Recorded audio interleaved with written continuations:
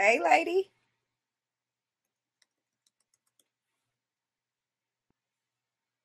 Hey. Okay, I'm finna start my Periscope too. Okay, you look pretty. Got the red lipstick popping. Girl, lies and garbage. Hey,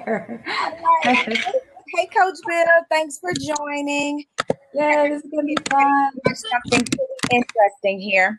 I'm getting ready to do a Blab and a Periscope simultaneously. So I'm going to turn it around so you guys on Periscope can see what we're doing. Me and Sabrina, and I'm going to give you guys some background.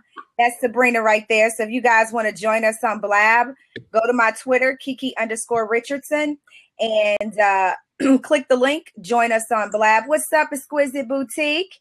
I see you and Tiana Long. I see y'all. Thank y'all so much for the. What are the hands for? What does that mean? It's a shout out. It's kind of like them giving you love. Yeah, that's them giving me, pumping me up right there. So I'm ready to turn it around, and we're getting ready to start the madness. It should be fun. I know it. Sabrina and I are getting ready. I know. Grammar Nazi. Should be fun. And just so I literally had to not cancel it. I just saw him yesterday, and I just didn't really want to see him. I saw him yesterday. That's okay. We're going to get on that in just a second. Okay, ladies and gentlemen, thank you. This is my very first Blab that I am hosting. So thank you guys so much for joining us. Requested we have open seats. Let people know we have open seats if they want to join. We have open. Okay, I'll let you do your stuff. Join. We have open seats if you want to join. So you can come on in and join, take a seat, and be a part of the conversation. That's the beautiful thing about Blab, is that you can actually be a physical part of this conversation. So, just so the guys of you guys that are not familiar with me, my name is KiKi Richardson. I am an author, I'm a relationship coach, and I'm a SEXpert. So, and I'm certified in all of those things. And I am the author of this book right here, The Other Woman Code of Conduct, What Every Other Woman Should Know, and Men Too. So that's for you guys on Periscope and you guys on Blab. And Sabrina actually was on, I met her a couple days ago on Blab for the first time. Hey, everybody, thank you for joining us. And she requested that we do a Blab about sex, relationships, the whole nine. And she currently has a situation that I think requires some conversation. You know, some of this is going to be personal, some of this won't. So you guys are actually going to be part of kind of like a semi-coaching session, to be quite honest about it. It's going to be kind of a open coaching session for you guys to kind of see what happens when we get together and talk. Now, if you are faint of heart and you require some censoring, this is not the Blab/scope for you. We're about to have some conversation, so let's just get on into it. You ready? We do have an open seat, so if somebody wants to jump in and be a part, let me know. I'll figure out how to approve you. And let me introduce myself to those in the Blab room. Hi, Tiana. What's up, Tiana? We're taking a seat. My name is Sabrina, and I am a digital and social media marketing purveyor. I don't like to say expert. Currently in job transition here in Dallas, Texas. So I'm fervently and aggressively looking for opportunities. And while my brand isn't sex, I just thought that this would be a really fun conversation. And I'm very diverse in terms of my brand. I don't always get on Blab to talk about social media, or always get on Scope to talk about social media. I'm very broad in the things that I talk about, and sex is just one of those things. And I met KiKi via Blab the other day. And I just really liked her energy. And I liked the fact that she was a SEXpert and she was a sister. So I was just like, okay, me and her need to talk. Me and her need to hook up. So that's how me and her ended up connecting. And Blab is such a great platform for that, because you're meeting all different types of people from all over the world. I've been following her Periscopes, and they've been super fun. So so far I've been building rapport with KiKi over the past couple of days, just via her social platform. And I've been liking what I have been seeing. So I'm glad that you even suggested this. I think this would be really fun. You know, I'm always here to be of service. I want to say to all of you guys who are watching this on Periscope, because the guys are like on Periscope talking about something. It's all women. It's all women. Isn't it all women? What? No. Tell them to Blab and they can get on. You can come join us on Blab and be a part of this conversation. We want to hear what you guys have to say. If you have any questions you want to ask the ladies, myself, come on in. Don't be shy. This is not a hen party. Come on and be a part of this conversation. Let me put this phone down so we can get on started. Thank you, Tiana, for jumping in the hot seat over there, because it's gonna get hot in here. Y'all ready to bed, so she already halfway there. All right, so wait a minute, my damn camera's doing its own thing. I wanted to be able to see everybody. There we go. So you, Sabrina, let's start with you. Okay, so I DM'd you because you wanted to do this, and I told you. I did. I told you the other day. I said, DM me some ideas of that, concepts that you wanted to discuss. Oh man! And you didn't, and it's okay. See you later. I didn't know. I know it was so fast. I didn't know what to talk about. What I'm just gonna do is I'm just gonna open up the floor. Okay. Whatever it is that you guys want to ask, whatever it is that you guys want to talk about, we can discuss it. That's just the way we're going. I think, and I'll start by saying I kind of host a brunch group here in Dallas, and it's just really interesting to hear the conversations that go on. They're predominantly African American women. It's Beautiful Brown Girls Brunch Club here in Dallas, and it's fun to hear the conversations sometimes. And sometimes we delve into sex, and I realize that quickly, like they're quick to change the subject when it comes to sex, and I'm just like, I don't understand if it's just a woman thing or if it's just a woman of color thing. I just feel like being confident and being myself and owning my body and owning my sexuality and having power in sex. And I just feel like some women of color feel like that's just such a dark, shameful, dirty thing. And it's not, and at least not for me. I am monogamous. But I've come into my own as a 34-year-old woman into her sexuality, and I am fucking enjoying it. And I just want women. I met this guy who said his ex-girlfriend used to talk about sex like it was such an icky thing. And I'm just like, dude, how old is she? He's like, she's 34. And I'm just like, she's 34. She's a sister. She's talking about sex like it's some icky thing. It's a couple of things that surround that whole thing when it comes to Black women and their perception of sex and how it's a negative thing. It has this negative connotation to it. A lot of it is social conditioning. Mm-hmm. A lot of us are Christian in nature, and we've been raised to believe things that are in the Bible. And even though we may not live everything biblically, there are certain things that stick to us. We've been shamed based on that to be comfortable with our sexuality. Right. Mm-hmm. And so we go into our adult lives carrying that somewhat shame with us.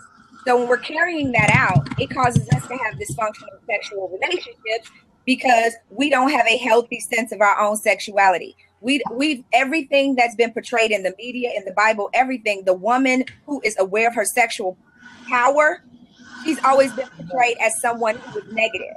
And so we have adopted that and believed it. We drank the Kool-Aid, right? And so now we're having all these, bad sexual experiences because we don't want to come to terms with the power that we possess.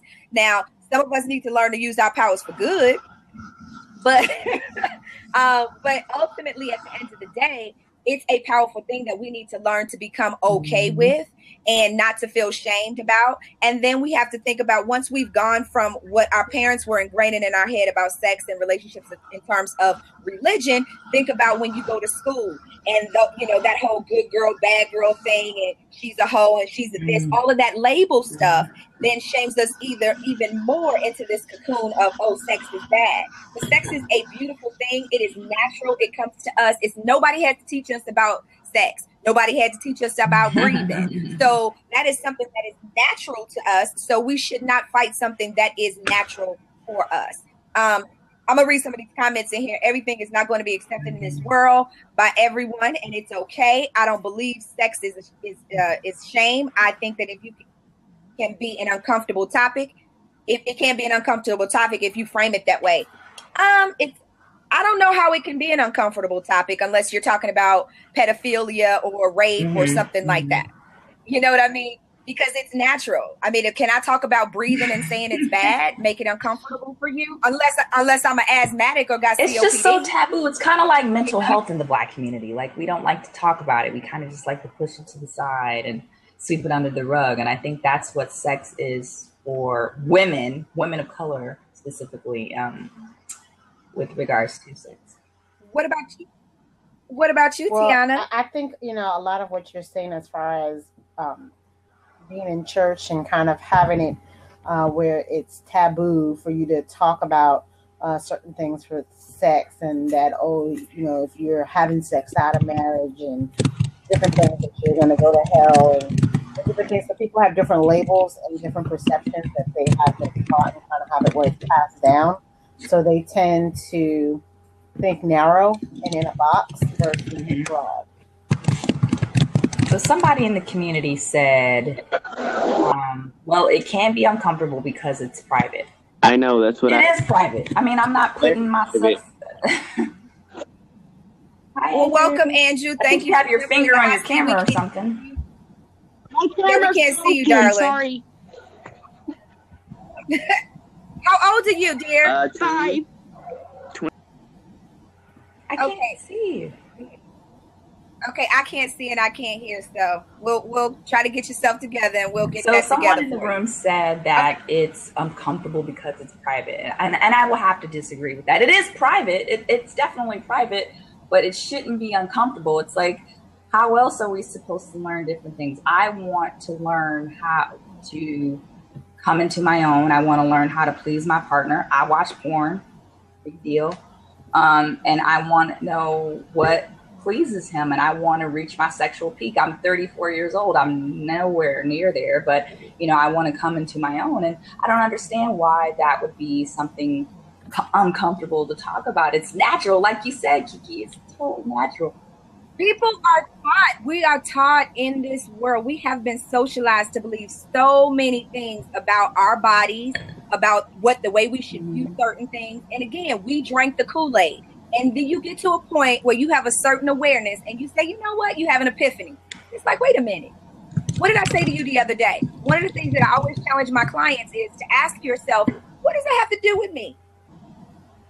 Right? What does that have to do with me? So whatever limitations that somebody has set for me, maybe it was appropriate for me in that time, but as a woman, I have to set for me what's appropriate for me. Again, about the comment about it's private, we were taught it was private. Okay. That's something we were taught. And I mean, it is an intimate experience between two people, but it's just, I think, how you choose to express it and how you choose to display your level of sexuality. Like a couple weeks ago, there was a adult convention here called Exotica. It's EXXX Exotica convention here in Dallas, and it made 3 stops. It made a stop in New Jersey and somewhere else, and it made a stop in Dallas. And it was just one big, I don't want to say porn festival, because you did have porn stars walking around with pasties, and they were selling sex toys, and they were doing, stuff on stage, and it was really fun for me. It was fun. It was exciting. It was open. You have to go to something like that, you have to be very open-minded. You had your protesters there, obviously, but you have to be really open-minded. And it was a lot of couples there, which I really thought was really amazing. I saw a lot of couples there, a lot of men, obviously, but it was different people there exploring different ways to enjoy sex, something to be enjoyed. And then I thought this was really fun. When I left out, I was walking out, I had my bag, and this Dallas police officer stopped me, and he was like, so I thought he was trying to mess with me. He was just like, so how was it? And I was just like, oh, okay. So I'm telling him how it was and how I experienced it. And he was like, tell me your top 3 things. And this is a guy, conservative. I don't know if he's conservative, but I just was baffled by the fact that this police officer. Assume because he's a police officer. So yeah, it was a really good festival, not festival, but conference. It's interesting. Eileen, I believe her name was, said, I don't see the need to talk about it besides with your partner or your doctor. And the need to talk about sex, one is to learn. It's not necessarily for something that's negative or something that's supposed to be nasty or something that's supposed to be bad. You can learn something from someone else. And talking to other people, you can have the conversation about sex in an appropriate manner, depending on the audience that you're having. And so I wouldn't go if I'm doing if somebody invites me to be a speaker on something, I'm not, and it's a conservative audience where they're a little buttoned up, I'm not going to come out the gate, talking about swallowing. That's not where I'm going to go with it. You have to certain things. I may talk to them about the value of the healthy value of semen, right? All the proteins is good for your teeth. You lost me. I know that. It's good for your hair. It's good for your skin. I mean, I could talk about all of that. You know what I mean? But I wouldn't go in right out the gate about that to a conservative audience. But again, the thing is that we can't be afraid to talk about those things, because then we don't know what we like and we can't articulate to our partner. So if we're having this conversation with our partner and I don't even know what I like, how can I tell him to give me what it is that I like when I don't even know what it is? Good point. So there are a lot of things that, we have to lay down some of those inhibitions that somebody else gave us, right? Somebody else gave that to you. My mother used to always say, got on the train and went for the ride. At some point, you got to ring that thing and say, you know what? I want to get off right here for a second. I want to stop here at this station for a minute. And so that's what we have to learn to do. It doesn't make you a bad person. It doesn't make you a good person. It makes you an honest person in search of finding out who you are. Because as a human being, there are several different components that make us up. It's our spiritual energy, our sexual energy, our physical energy.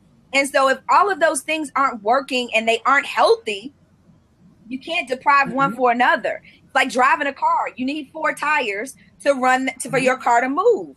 If one has a flat, it's going to start or is low on air, right? Because it hasn't been getting the attention that the other 3 tires have been getting. It's going to cause you problems. Your gas mileage is going to go up.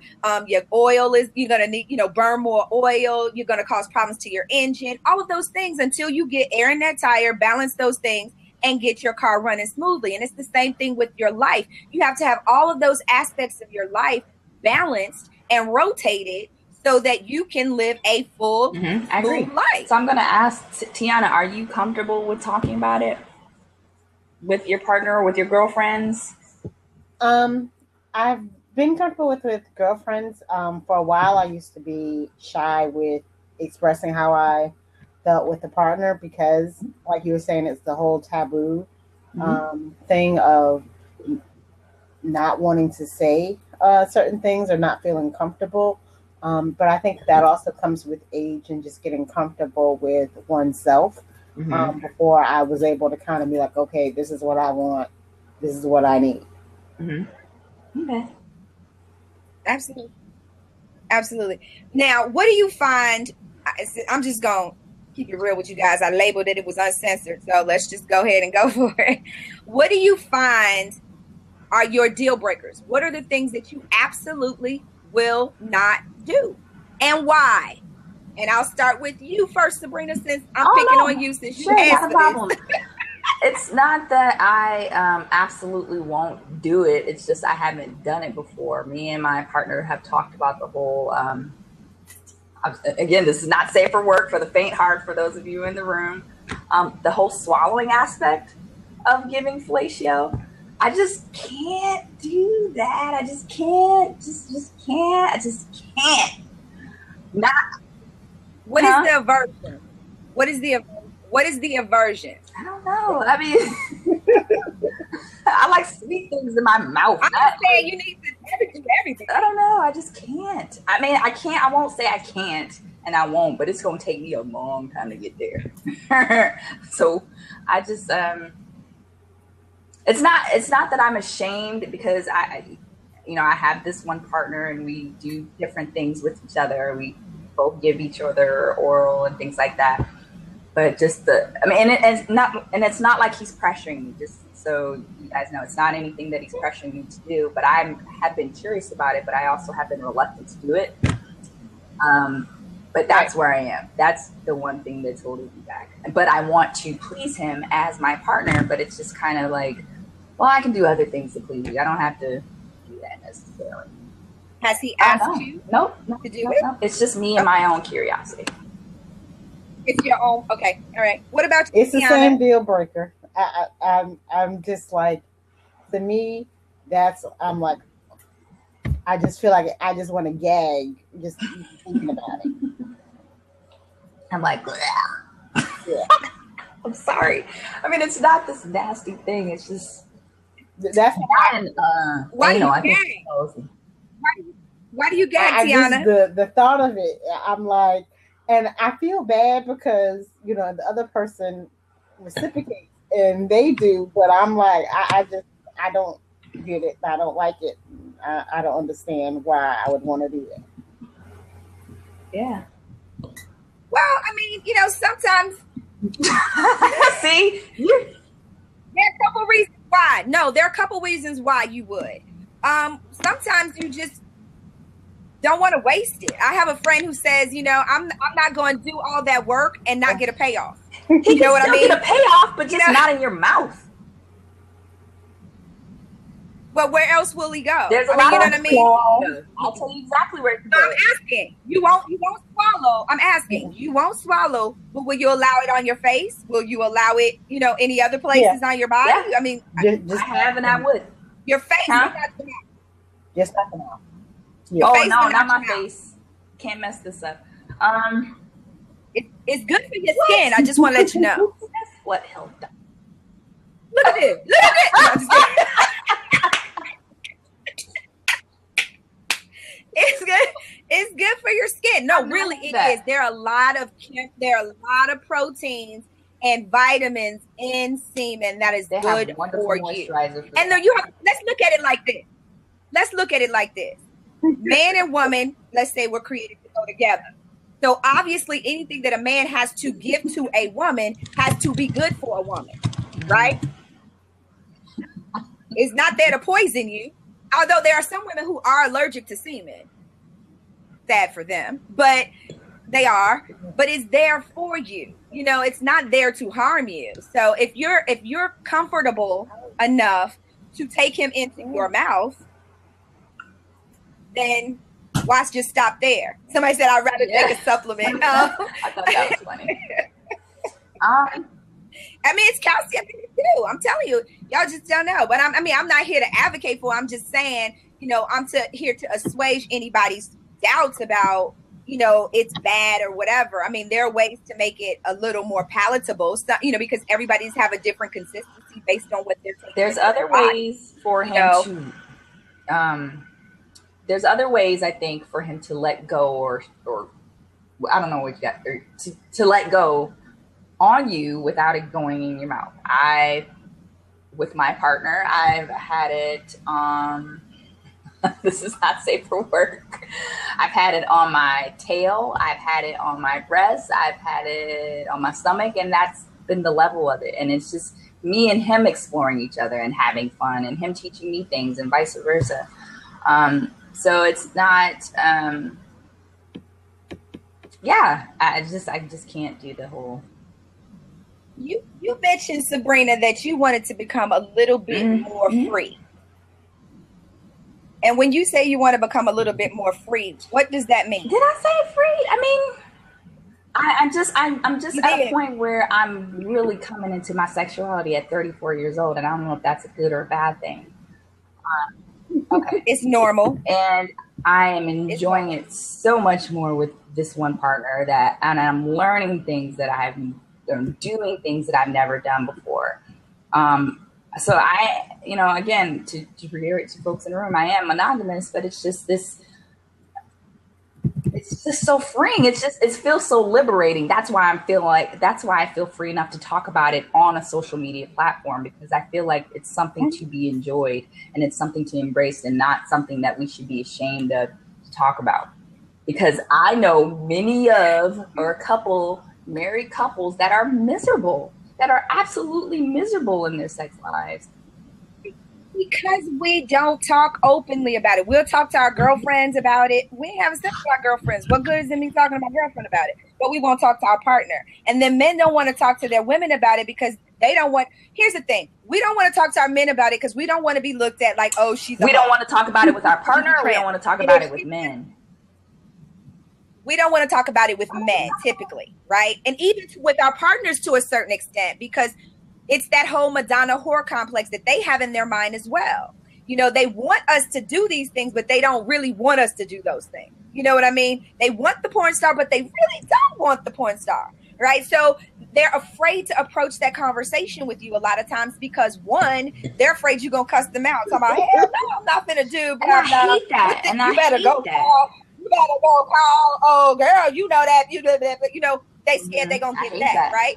So they're like, okay, they'll go and get somebody else to do that. But they'll make love to you, but fuck the shit out of somebody else. I hate that. I hate that stigma on women of color. It's like, I hate that stigma. It is a stigma with women of color that as soon as you talk about sex or giving oral sex, we roll in our neck and all that type of stuff. And it's just, and then, that is such a bad stigma. D771 Colorado says sex was made for pleasure, not to hide it. Eileen is absolutely right. You need to know your man. There has to be honesty and trust. So you have to. How many of you guys are multi-orgasmic? Yes.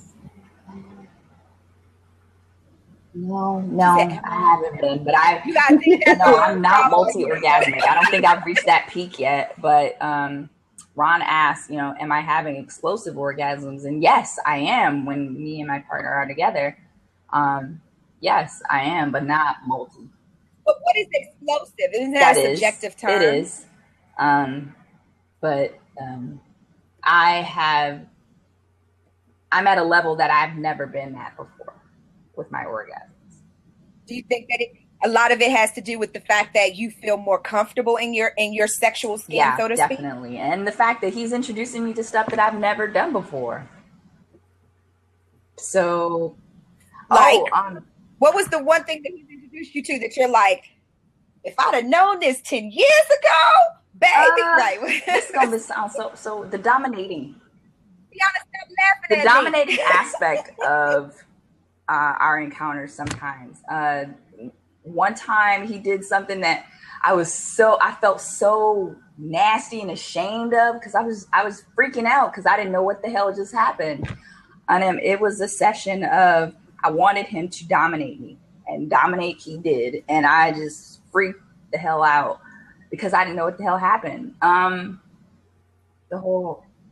When you say dominated, he told you what to do, or he did the choking, he did the tying up, he did all of that. And it was a shock for me because I had never done anything like that before, but I couldn't figure out why I liked it, why I kind of liked it, and why I even asked for it. I guess it was just me trying to be exploratory. But it was great. You like it. Good. Women like to feel like a man is powerful. And so we still have a little bit of control because did you have a safe word? You being dominated or tied up or choked or any of that stuff, make sure you have a safe word. And your safe word cannot be related to sex in any way, shape, or form. Like Kevin Hart pineapples.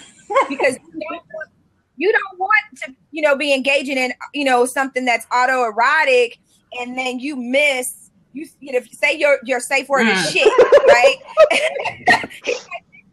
Oh God, he thinking that's good, but no, you really like shit. Stop, I'm dying, right? No, you want to make sure it's something so far fetched from sex. I mean, it could be Eiffel Tower, it could be cookies, it could be pizza. What? Right? It could be anything, but make sure it's something that's totally non-sexual because it snaps them into the mind frame. Like, oh shit, give me a moment. All right, step it out. Welcome, Hi, Peter. How you doing? How you doing? Like Wendy Williams. How you doing? Anybody watch Wendy Williams? Okay. Yeah. So, since you're joining us, Peter, you said to me in chat that your wife was multi-orgasmic. Have you as a man been able to achieve multi-orgasms? Not yet. Multiple orgasms. Yes, I'll get to that in a minute. Yep, it's possible. Go ahead.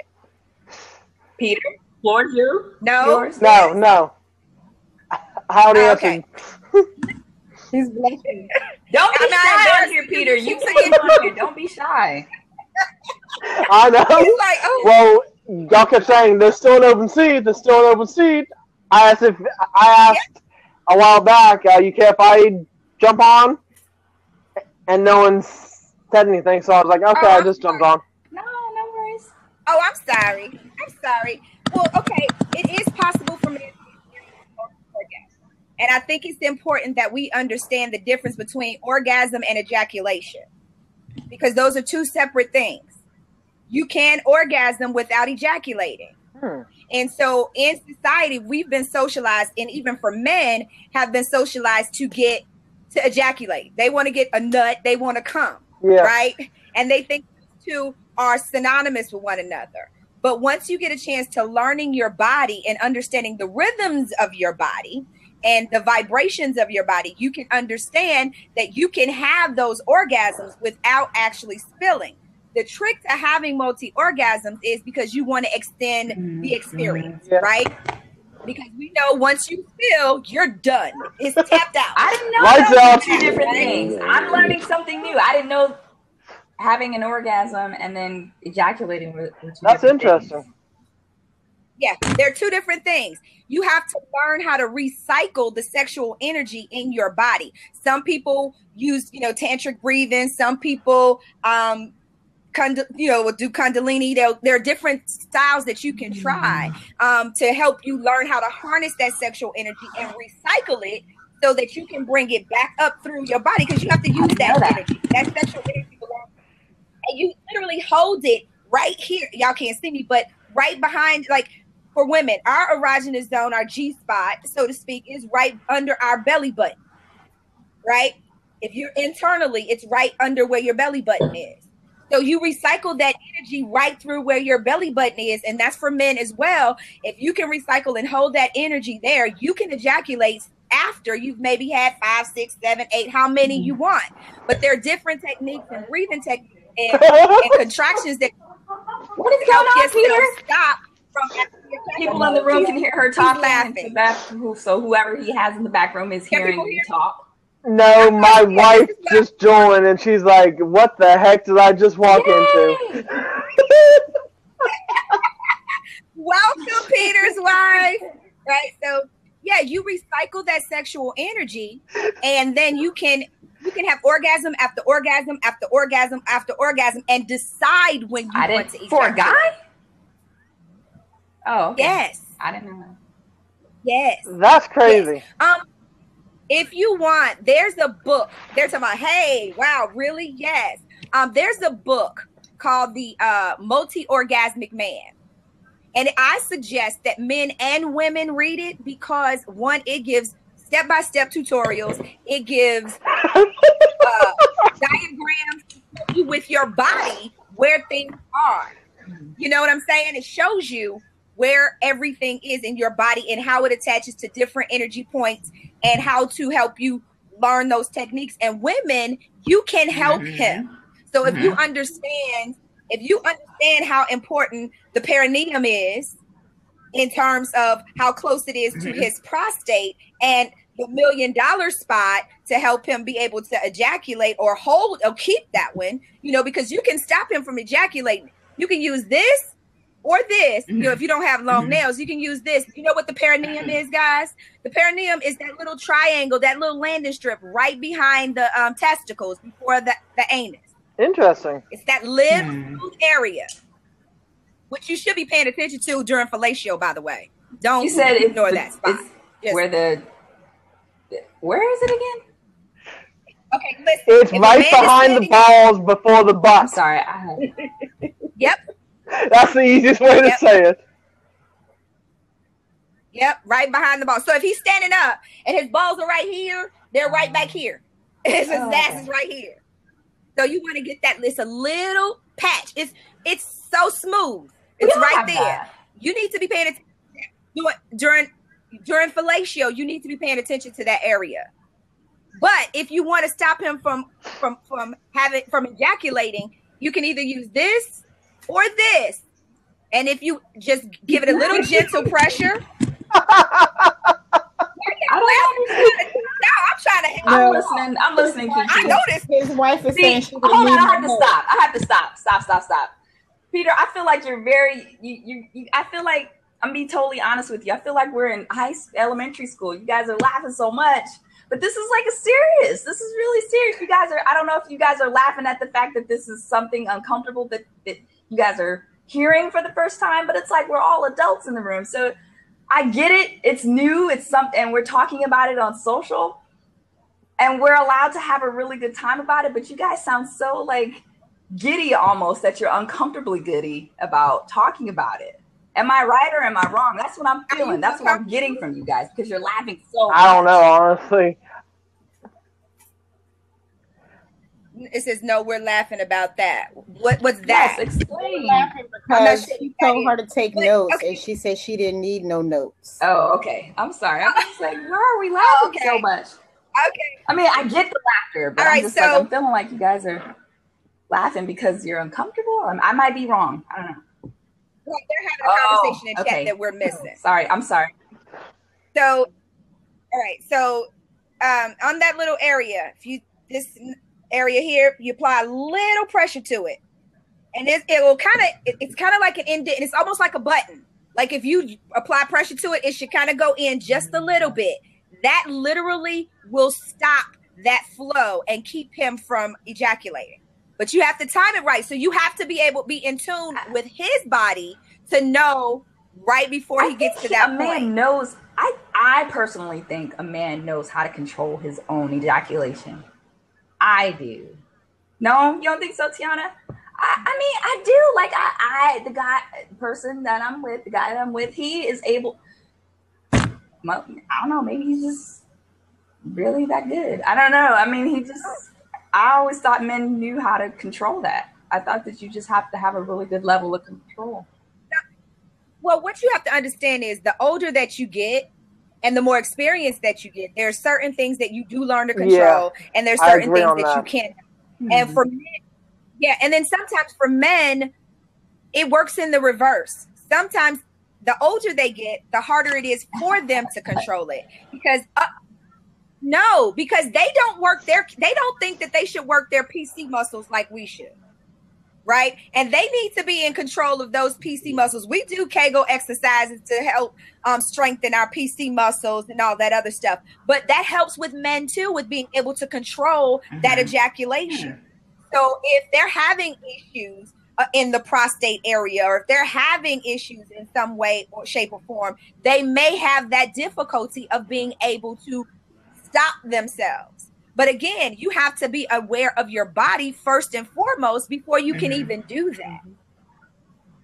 You know, so welcome to Jason and Mike and John. Thank you guys for joining. Y'all got any questions for me? Because I just been rambling. I did. I need to start writing it down because I was thinking of things as you were talking, but I was thinking of them as you were talking. I didn't write them down. Yana, don't stop blushing on us. She's gonna turn red. They both gonna turn red. I think I see her turning red right now. No, not yet. Not yet. Let me see. Is there anybody want to ask the ladies in general, or even Peter for that? Men in the chat room. I'm looking at the chat. Peter. Thank you. Oh, I do. It was a very good Peter, show. how long have you been married? How long have you and your wife been married? We have been married since Valentine's Day of this year. Oh, congratulations. So right over 6 months. How long have you guys been together? Off and on since 2013. Okay. We met way back in 2003, though.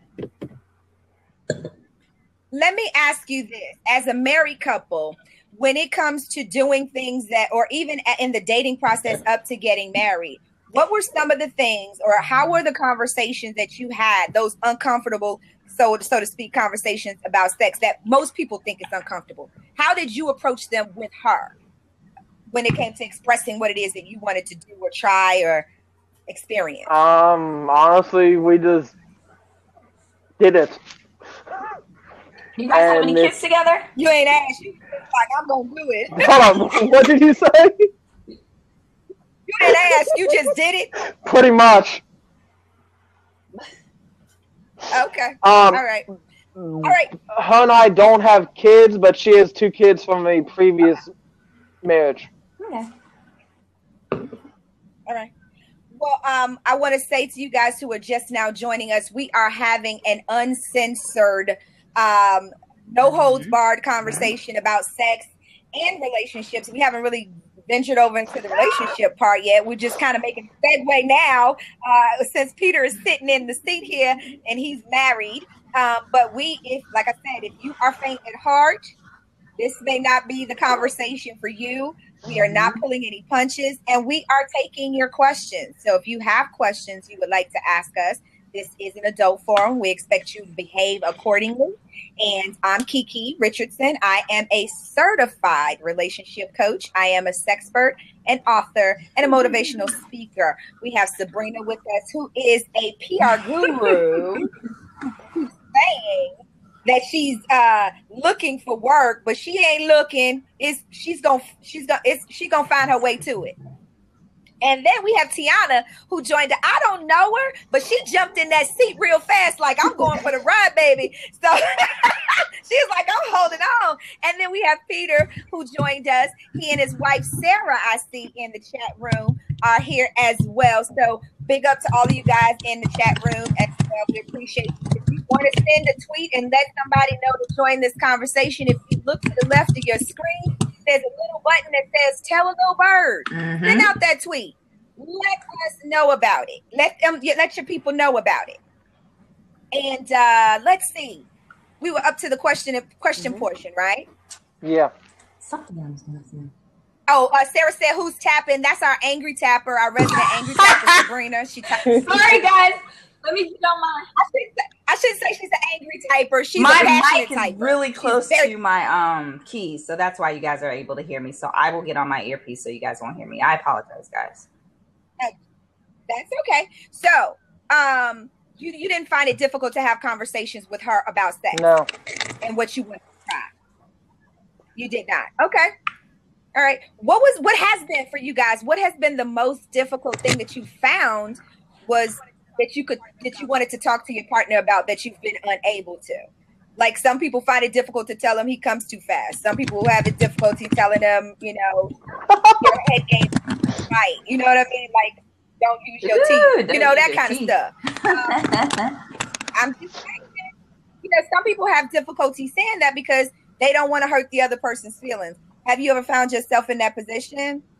And I'll start at the top and work my way on around like Hollywood Squares. Sabrina, Tiana. No, I have not. I don't know where I learned that from. I think I always knew not to use my teeth. So, well, not that specifically. I'm just saying, have you ever had any difficulty telling a partner something that may have been uncomfortable to say? I'm very honest and I'm very blunt. It was, I remember one partner, he was so bad orally that I just told him to stop and get up.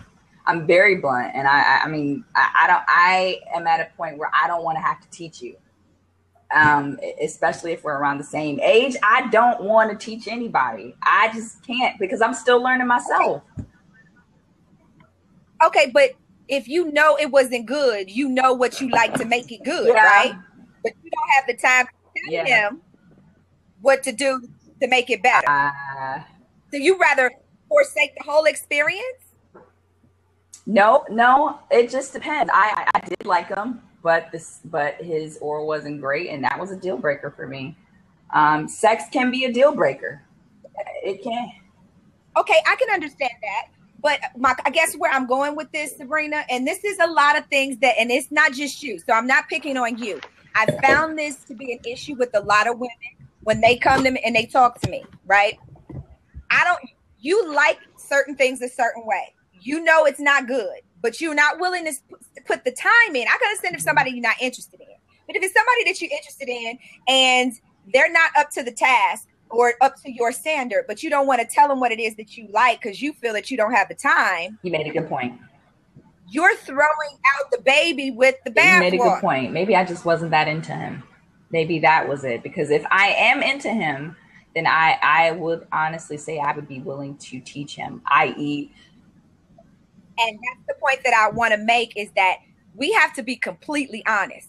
Oftentimes we say what sounds good or what that will get somebody to back us off, back them off of us, but I don't back up. So I'm going to keep digging until I get to the real truth of the matter. So honestly, you didn't like him that much. It wasn't about no, because this new guy, my something new, while we haven't gone there and while I haven't really thought about going there with him, for some reason in the back of my mind, I just feel like he's not that good. And if he's not, like yesterday, he said that he was good in bed, and I'm just like, stop, don't tell me that you're good in bed, because that means that you're not good in bed. If any guy ever has to tell, in my opinion, I feel like if you have to profess that you're great in bed, that means that you were super whack and you're trying to compensate. Was it in context, or was it just something that it sounded like he was?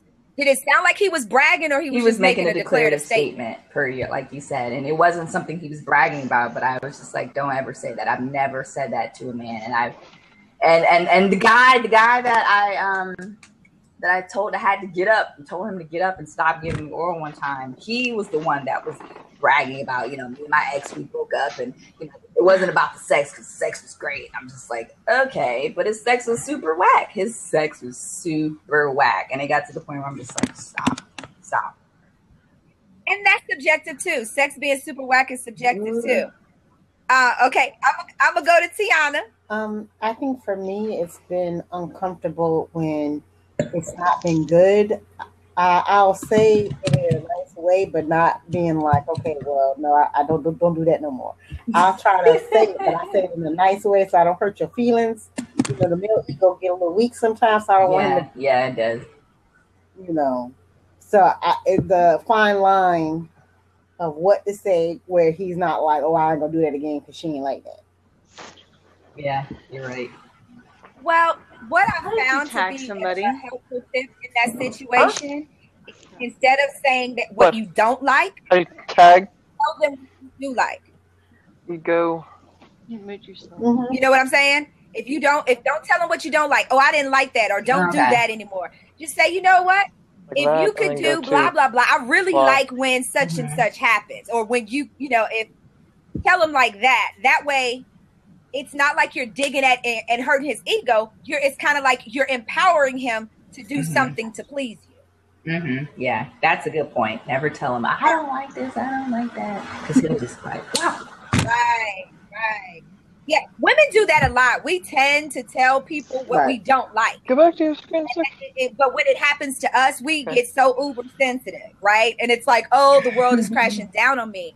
But the same respect, whether it's in relationships, work, whatever, that same diplomacy, to get what it is that you want, a little sugar goes a long way. I agree. You know what I mean? A little sugar goes a long way. So if I tell you what I like, you can give me what I like. But if I'm telling you what I don't like, how are you ever going to give me what I like? Because I haven't told you what that is. Yep, absolutely agree. All right, you, Peter. Have you and what's your wife's name? Sarah? Is Sarah your wife? Sarah, yes. Okay. So is that Sarah? I would hope so. Yes. It better be. I would hope that's Sarah. She is in the same bed as me. I would hope it would be her. If it's not, then I got a little handy reading for you if it's not, okay? No, I meant in the chat room. Is that her in the chat room? Okay, go ahead. Peter. Yes. Have you ever found it uncomfortable to say what it was that you wanted from somebody if you weren't getting it?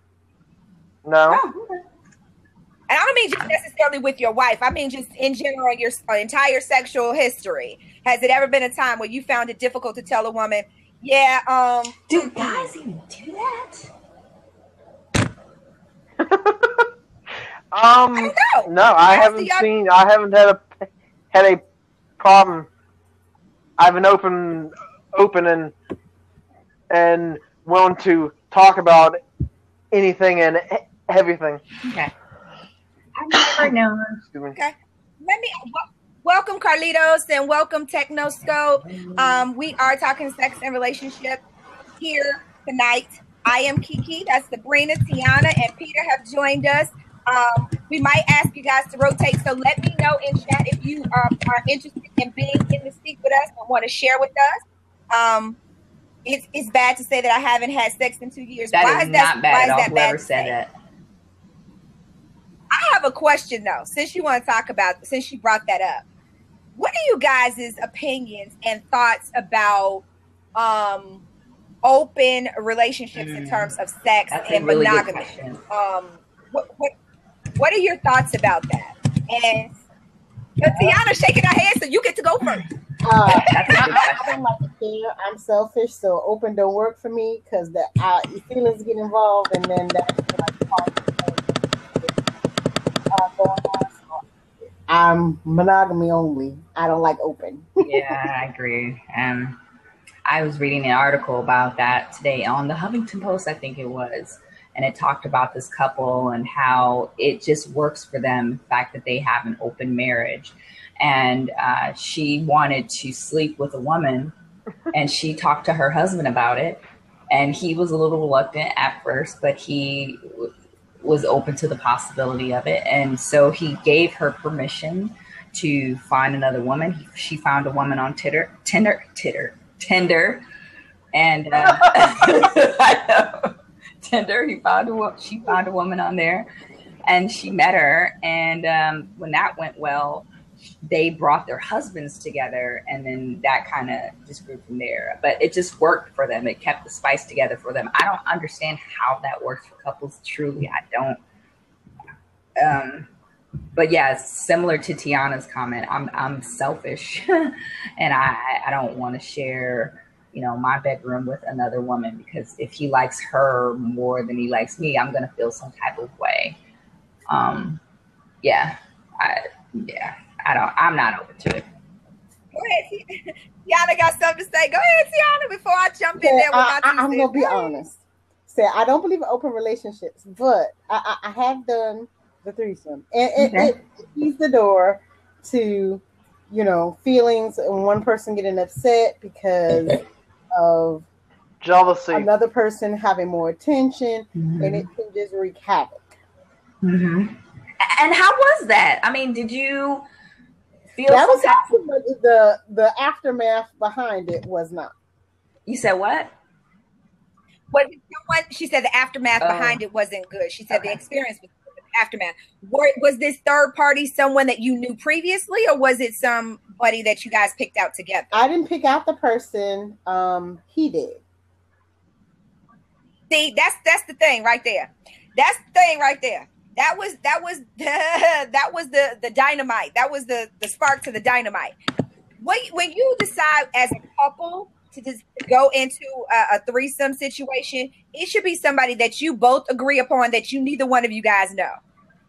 Because you never know why that person's bringing that other person in. Exactly. You may have just given permission to fuck both his broads at the same time, and you gave him okay to do it. Right? Unbeknownst to you. So it has to be a situation where I don't know this person, you don't know this person, we meet them together, and we make it happen. And that be it. No follow-ups, no none of that. You know what I mean? That's it. A lot of people don't set clear guidelines before jumping into it because they're into the whole fantasy of it all. They never think about the reality of it all. And in terms of monogamy, and this gets me in trouble a lot of times with people. I'm actually don't give a crap, but think about this. Monogamy is something that we are taught as human beings.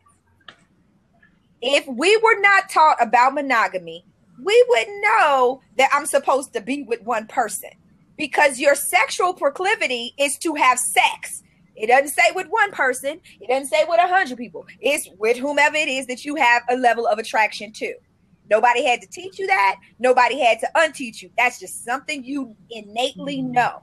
But we've been told that monogamy is what it's supposed to be. So then now all of these other feelings of what's, I'm jealous, I'm selfish, I'm this, I'm that.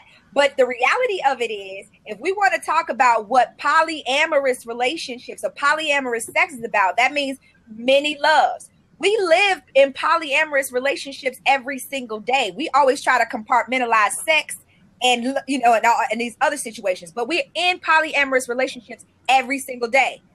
You love this person, you love that person, you love that person. That's many loves, right?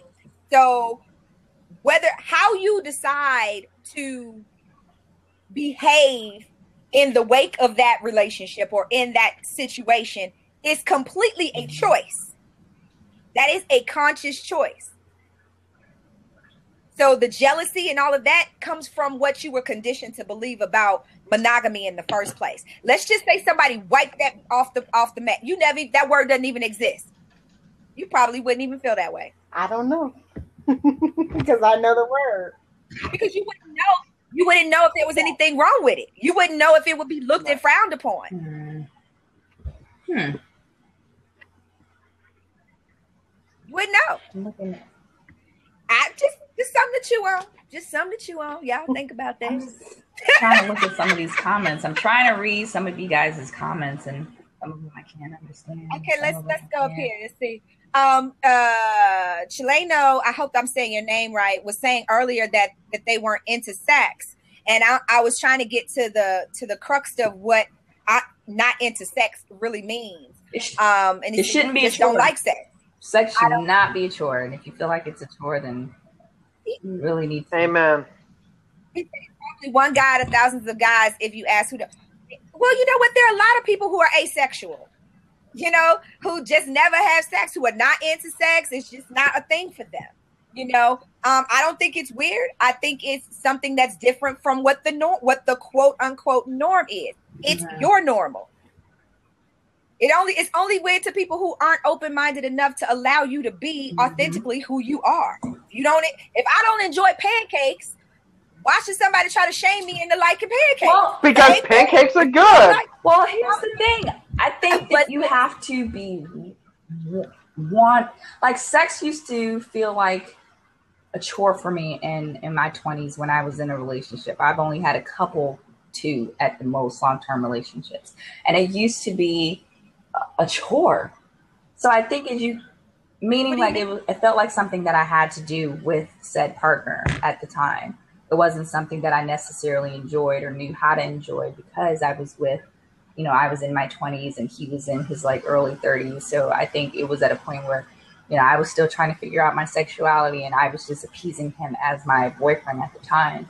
But I think that as you get older, I feel like as you get older, you start to have a more of an appreciation of it. I started figuring out what I liked, what I didn't like, and I just started coming into my own. So I think it's a learned behavior. I think it's a learned act.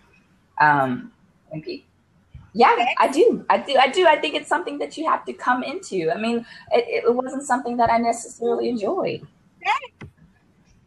Sex isn't a learned act. That's something Nobody had to teach me. I had to teach myself how to enjoy it. I had to teach myself how to figure out what it was that I liked. That's what I'm saying. That's what I'm saying. The act of sex itself is not something that's a learned behavior. That's something you naturally know how to do. The act of learning how to enjoy it or having good sex. Now that's something. Okay. That's what I meant then. It took me a while to get there. Yeah. But before I learned what sex was and how to enjoy it and how to appreciate it, it was a chore to me. It was something that I felt like I had to do with my boyfriend at the time, and I hated it. That's a lot of pressure that a lot of women feel. A lot of women feel pressured to have sex with men that they really don't want to have sex with for fear of, I'm going to lose him, or that's what's expected. But you know what? Once you become in control of your body, and you say, you know what, I'm going to do what I want to do with it. And I'm going to be okay with that. If you want to walk away because I don't want to give them none, bye. That's exactly how I feel. See you. You know what I mean? Like, you just don't know what you just missed out on, partner. You know what I mean? Like, this thing I'm sitting on has been marinating for a minute. And I'm just telling y'all how it really is. The way I see it anyway. Now, y'all might say that girl might need to take her glasses off because she's seeing things a little differently. But that's just, I just say it how I feel it should be said. Anybody got any questions? I don't think that Chileno has a sexual condition. I'm not in a position at this point. Ask Sarah to turn her. Somebody needs to turn the speaker. I'm not in a position where I can say, you know, what your medical condition is. But I do know that there are many people on this planet who absolutely do not have an interest in sex. That's a shame. No. It's like me. When I tell people I don't drink alcohol, they're like, you don't drink alcohol? Not even wine? That's a shame. No. Really? Have you ever tried it? I mean, I don't want to go out on a What? Huh? Oh. Yeah, I'm allergic to it. So, yeah. You know, if that's not something he's into, that means that when he goes to be in a relationship with someone. Okay, somebody's got to turn. The fish I tank. think that's not here. And now I hear everybody perfectly. Uh-oh. Okay. Uh-oh. We lost him. What happened to him? Well, we have an open seat, everybody. Question. Okay, he's back. Wait a minute, Peter. Let me see if anybody else wants to join the seat. Anybody else want to join the seat? Oh, they fighting for it. Oh, shoot. They fighting for it. It's a couple people. Oh, shoot. Lisa, we'll give you a little bit. Hello, Lisa. Hi. Hey, Lisa. Welcome. I was eating something. I'm so sorry. That's okay. I've been listening to you guys. I have not had sex for since 2008. 8, 9, 10, 11, 12. So that's Is that what, like right? 7 years. What about with yourself? Maybe a couple times. Okay. And I feel kind of I don't know. As I was sitting here talking, I feel like asexual. No, I mean like I'm not sexual enough. Obviously. But I haven't been in a relationship. My husband and I split up, in 2007. I think we had some kind of sex after that in 2008 or whatever, and then it's nothing. And I've just recently started, putting little feelers out. Like, I got an app on, a singles app on my phone. Mm-hmm. And I'm listening to you guys, I remember being kind of adventurous, but I would be so nervous. I mean, that scares me, I think, more than, just trying to date, because dating in itself is a scary thing. Mm-hmm. But, having sex again after 7 or 8 years is, oh my God. I mean, I don't. Well, you know what? You have to do it when the time is right for you and with a partner you feel comfortable with breaking that celibacy with. Yeah. Some people, have chosen when they got tired, they didn't want it to be something special. They wanted it to be something animalistic, right? They were just like, you know what? I want to go balls to the walls on it. If I'm going to go out there, if I'm going to break it, I'm going to break it and it's going to be good. You know what I mean? And they didn't want to take the risk of, some letdown, because here's the thing. You go for 7 years and then you get with somebody and it's bad, you pissed off. You like, I don't get this. You know what I mean? You're going to be mad. So, you have to decide when it's okay for you and what set your expectations at just being able to enjoy the experience as an idea of it. Just get your head out the game. Yeah. Can I also suggest, Lisa, that this is my suggestion, I would just start getting to know who Lisa is a little bit more. I would start getting to know who me is a little bit more, meaning that I would start masturbating a little bit more. I would start buying more sexy lingerie just to wear it around the house or just to wear it out and about just because you feel sexy in it. Right. Man, I can't tell you how that fucking works. I used to work at Victoria's Secret, and I used to start buying all types of sexy panties. And one day I bought something, and some chick was just like, "Well, who are you buying this for?" And I was just like, "Shit, me." I mean, and it got to a point where it got to a point where I started feeling myself a little bit more, meaning I started feeling my sex a little bit more, and I started trying to figure out what I liked. So my suggestion would be to just start. I mean, this is masturbating. I don't know how else to say it. Start masturbating more. Start figuring out what it is that you like. So it won't be such a big shock when you decide to take the plunge with the guy. Right. And I swear, Lisa, if you do that, you will be so comfortable in your own skin when you get to that point with that guy that you're already going to know what it is that's going to make you tick. And it's not going to make you feel uncomfortable. So I think a lot of it, I've struggled with weight issues, you know. I really struggle with weight issues, so I'm not so comfortable with my body. And then about June 9th to be exact, I had weight loss surgery. So I've lost since. Before, they required that I lose weight before, and then I've lost some since. So it's a total of about 75 pounds so far. Congratulations! Congratulations! Thanks. And that, I think, played a huge part in, you know, not putting myself out there. I mean, I've pretty much tried everything under the sun. So I'm not like finicky that way, but it's my self-image. I think my self-image is what I struggle with, and it's picking up. It really is picking up. Seeing that I've lost some weight, I'm starting to put some makeup on again. I'm starting to get some clothes that are a little cuter instead of the big sweatshirt over this, you know, like I'm starting to do those things. It's just taking some time, you know, but I want to tell you something. One of our guys in the chat, Telvin, just said you have a beautiful glow. She does. You do. But I just wanted to let you know that it is your work on yourself. It's starting to radiate outside of yourself. Well, thank you. Whoever said that, I can't. So you trying to check now. Trying to hit on Lisa. You trying to hit on Lisa? I'm single. And she's ripe for the picking. We're not trying to hook you up, but if by the day. Yeah, right. We're not trying to hook you up, but if you happen to hook up, that's on y'all.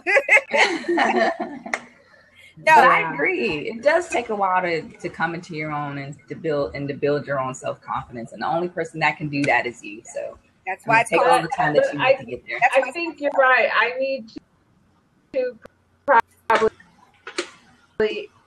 She froze. Yeah, she's frozen. More. You're frozen, Lisa. No. Well, while she's unfreezing herself, for those of you guys who are for those of you guys who are just jumping in on us, we're talking sex and relationships, and this is an uncensored, judgment-free conversation. We're just bouncing around some adult conversation, and if you have something you want to be a part, you want to say, share with us in chat. If you want to tell somebody about it, look on the left-hand screen, side of their screen, and hit tell a birdie. We lost Lisa. Yeah, I think she's and hit tell a birdie. Let's see here. I have a question here that says, okay, KiKi, what about relationships where the husband and wife start to sync and say the same things at the same time? I know Sarah and I say the same things all the time. That's a good thing. What's the question? I don't understand that. Anytime you're in sync with your partner, that's a good thing.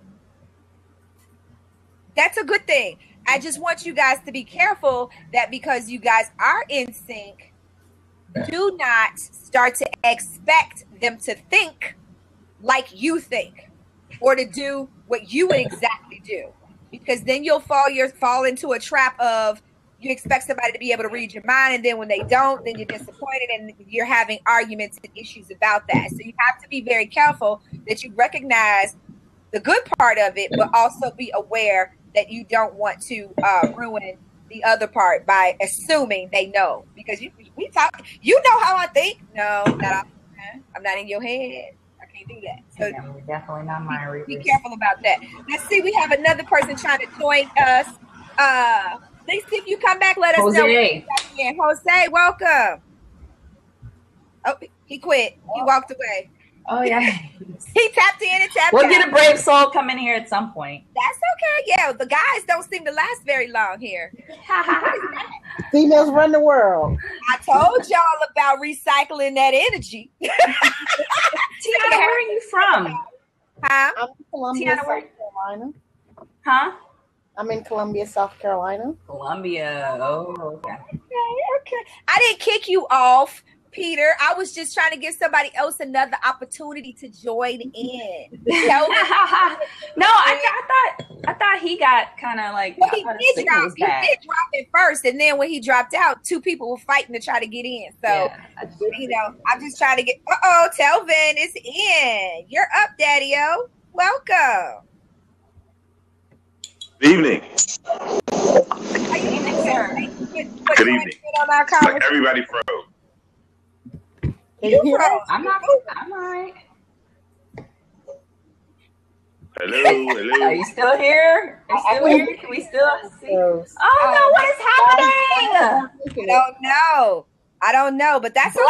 okay. It's Blab. It's not us. It's Blab. I think Blab is still in beta. Blab is still trying to figure itself out and get all its little bugs out. And I think, that's right. Well, we'll keep it going. Again, go ahead and use that tell a little birdie on your left-hand part of the panel so you can tell people on Twitter to come on and join the conversation with us. Thank you, Jamar, for joining us. I hope that's how you pronounce your name. And thank you, Luke. I am KiKi Richardson. I am a certified relationship coach. I am a SEXpert, author, and we are talking sex and relationships today. And I am joined with my muse for today's show, Sabrina. She asked for this. We almost been on here for an hour and 15 minutes, but we're not here all night with y'all. We just wanted to get this in and have this conversation. But there was something, Sabrina, that you said to me earlier that I wanted to talk about. You were talking about, since we've been talking about sex, let's jump to this relationship part for a minute. You were talking to me about your something new. Yes. And you said to me about your something new that he wanted to see you today, but you just saw him yesterday. Yeah. That's too much too soon. Yes. And I don't think he's watching. Hopefully he's not. I don't think he's watching. But for those of you who don't know, my something new, I don't know if you guys are familiar with the movie Something New with Sanaa Lathan, where she ended up dating a Caucasian guy, and she met a black guy, and she was trying to battle between the Caucasian and the white guy. The white guy she really liked, and the black guy was the guy that she idealized. It was her ideal black man. But I've never dated outside of my race before. I've always considered myself to be an equal opportunity dater. But when the opportunity presented itself, I was a little reluctant and scared. So that's my backstory for those of you who are in the room. So I'm thinking too much with this person. I'm thinking too much, and I'm trying not to. Yes, I just saw him yesterday. We had a really great time, KiKi. But when he asked to kind of hang out again, I'm just like, well, I just saw him yesterday. And I was going to let him come by, but if he didn't come by, I would be okay with that too. I just don't want it to get too much too fast to the point where I'm trying to give myself an excuse to be like, I don't want to do this anymore. That's where I'm at. Okay. Well, I'm getting feedback from you, Telvin. Like, what's going on? Absolutely. Here's the thing. I understand. I told you about making a big deal out of it. When you make a big deal out of it, it becomes a big deal. And I will say to you again, is it too much too soon, or are you just not that interested? I'm definitely interested. Okay. I'm definitely interested. How can it be too much too soon? If he's showing you that he's interested, he wants to spend time with you, and you're interested, how is it too much too soon? Because when you first start dating someone, these are the representative warm feely stages. When you first meet someone new for the first time, the first couple of weeks, the first couple of hangouts, everything is so new. You guys are feeling each other. And it's because it's so new that it almost feels like a reality show. You know how reality shows, they try to pack everything in within a couple of weeks. That's kind of how it feels like. We're trying to pack everything in so soon that all these emotions are not necessarily authentic emotions. He's a recent divorcee. So that's kind of like the scarlet letter on him, because I'm like, are you into me because you are a recent divorcee and you are, vulnerable right now and you're just trying to get into something else, and I don't want to feel like I'm the rebound person. But that's the real, let's get to the real root. See, why are you shaking your head, Tiana? What did I tell y'all? I don't let you tell me what makes you feel confident. I want you to tell me what's the real deal. It's not that it's too much too soon. It's just that you have your spidey senses up, because it's like, okay, he's recently divorced. I don't want to be the rebound chick. And I'm interested in this cat, so I don't really want to go get all in and be that girl. So let's talk about what's really going on versus what you want to say is going on. Because if that guy was not a recent divorcee and he was just ready and he was paying you all of this attention and wanted to spend time with you, it would not be a big deal. But you have a red flag in your head. I'm not saying don't listen to the red flag. I'm just saying be honest about it.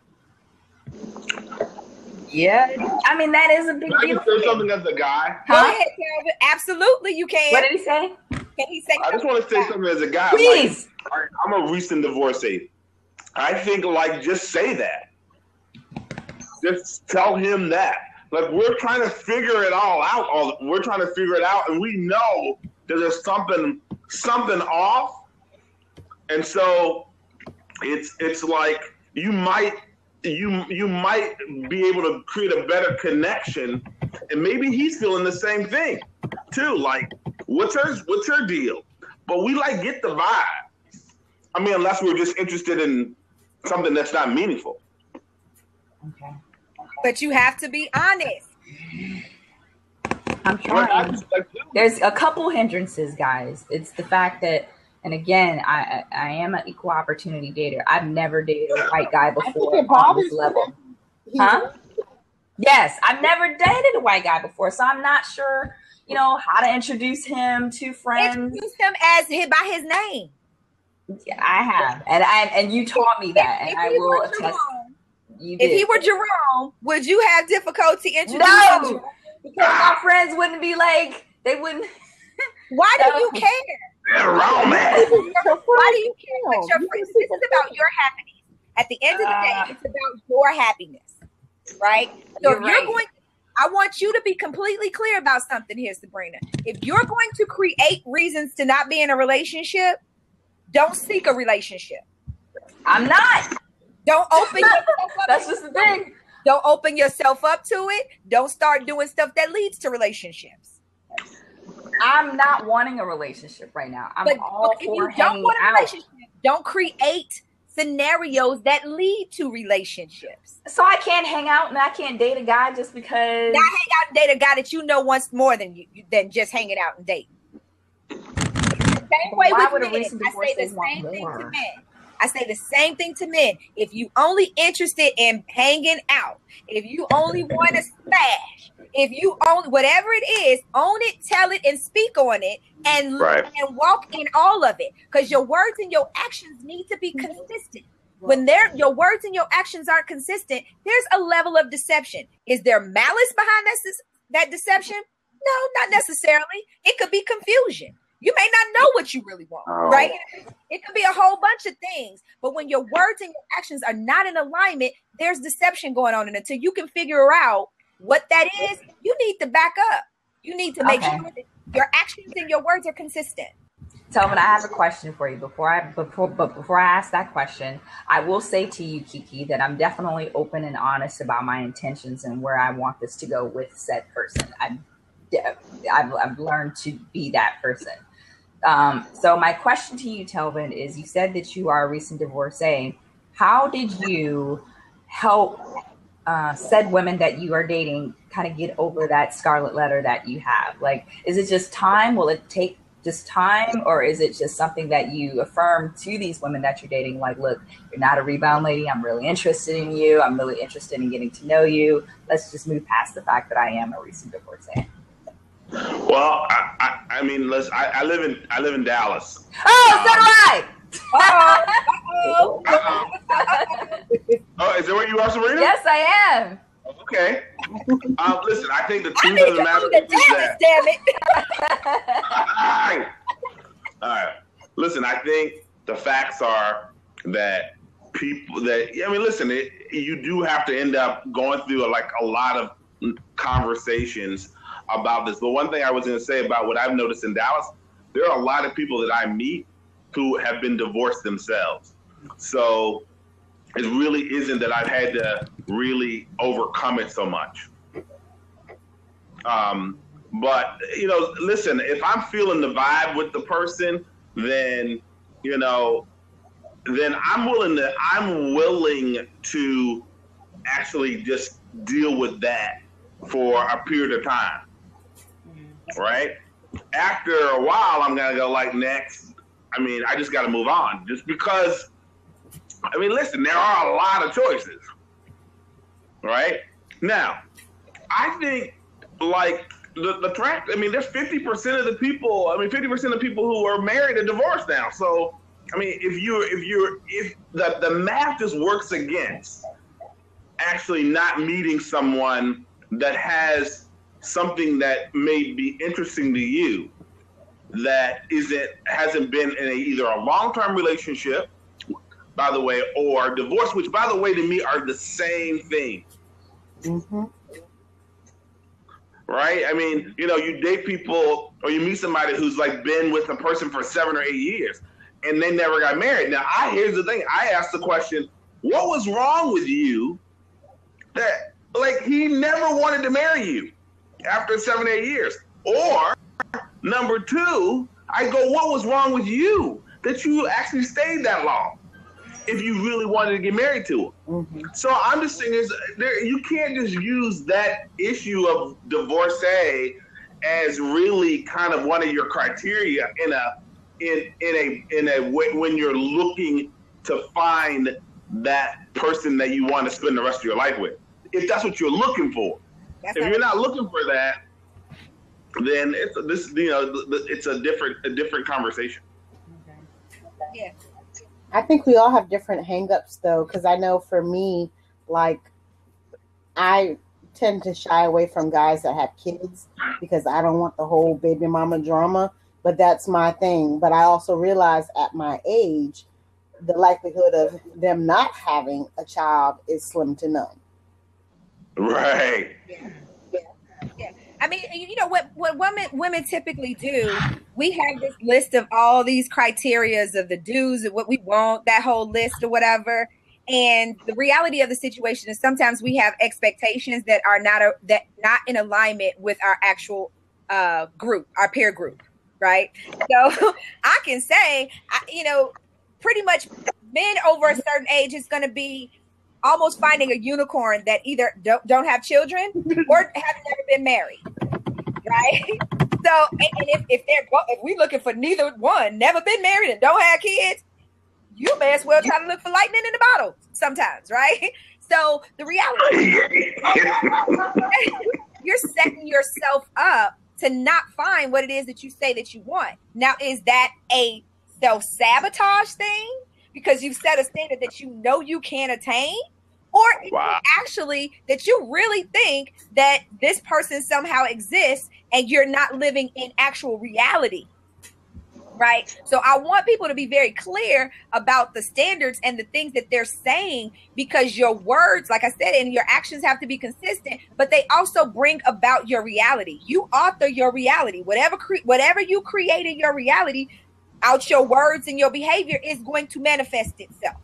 So, yeah, you might find a man who doesn't have any kids, but he's a woman beater, right? Or you might find a man who's never been married, but he just got out of jail for spending 25 years. So, you know what I mean? You have to be very clear about what that line. Yeah, he probably don't have no kids. He was in jail. Yeah, okay, right? All his adult life.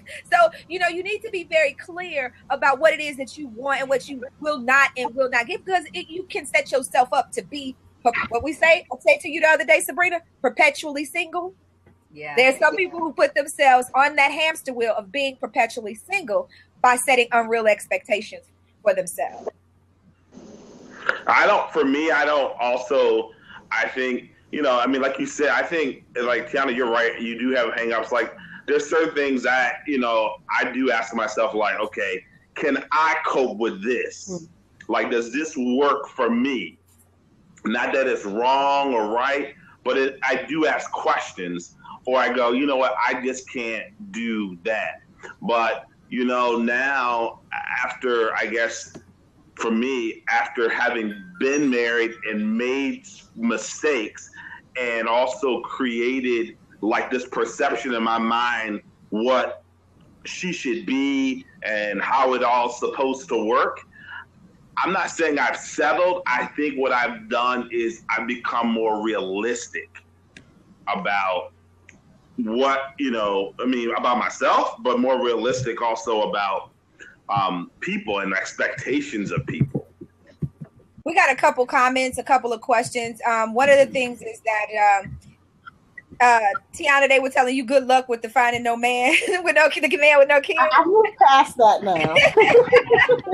John is healed. Sarah shared something with us about she and Peter. She said that it's like them. He walked in knowing that she couldn't have any more kids, and he treats her children, just as they're his own. And it's good if you can find that. That's a great thing if you can find that, especially if he's like, okay, that's fine. I don't care if you can't have no more kids. These are our kids. But a lot of women don't necessarily accept that or allow a man to be that kind of man, because then you got some women who'll get away with, don't hit my kids, and they your kids until it's time for the bad stuff to happen. But you know what I mean? It's like you can't do other things, so you have to be conscious. But so good thing for you guys over there. One thing that you said, I think it was Telvin, that I wanted to touch on it. I was like, dag nabbit. But it was so much that was going on. I don't remember. Dang, don't get old because your brain goes dead. Anybody, I want to ask the people in the chat, are there any questions that you got? They said, what kind of wine are you drinking, Sabrina? Oh, Apothic white. It's a blend. Okay. Anybody have any questions they want to ask us? Any topics they want, anything they want to bring up that we have not talked about already? Yeah. No? Okay. Just for everybody else who's just now tuning in, I see the numbers have jumped up considerably. Yeah. You guys who have tuned in, we just want to give you an update of what we're talking. We're talking sex and relationships. I should say about the first hour of this broadcast, we've been talking about sex, and we talked about everything. Talking about the human, the healthy value of semen and how swallowing is good for you and it's good for your teeth. We've talked about tips to men on how to become multi-orgasmic. We've talked about quite a few things. All right, hold on. I missed that. Okay, we can circle back around to it. Hold on. We can circle back around to it. Okay. We've been picking on Sabrina because Sabrina actually asked us to do this broadcast Blab today. So there are a lot of things that nothing is off limits. We're adults here. So if there's something that you have a question about or something that you want to know, by all means, feel comfortable asking. I am, like I said, a certified relationship expert and a SEXpert. So if you have some questions that you want to ask and get an honest answer from me, by all means, bring it out there. Telvin wanted to know about being multi-orgasmic. Yeah, porn is healthy, just so you guys know. Okay. Listen, I need to know. Well, in short, basically what I said to men, that men have been socialized to get to the ejaculation. Right. And what I was trying to get men to understand is that there's a very distinct difference between an orgasm and ejaculation. You don't have to have an orgasm But a lot of people don't realize that. And I see your face. Like, wait a minute.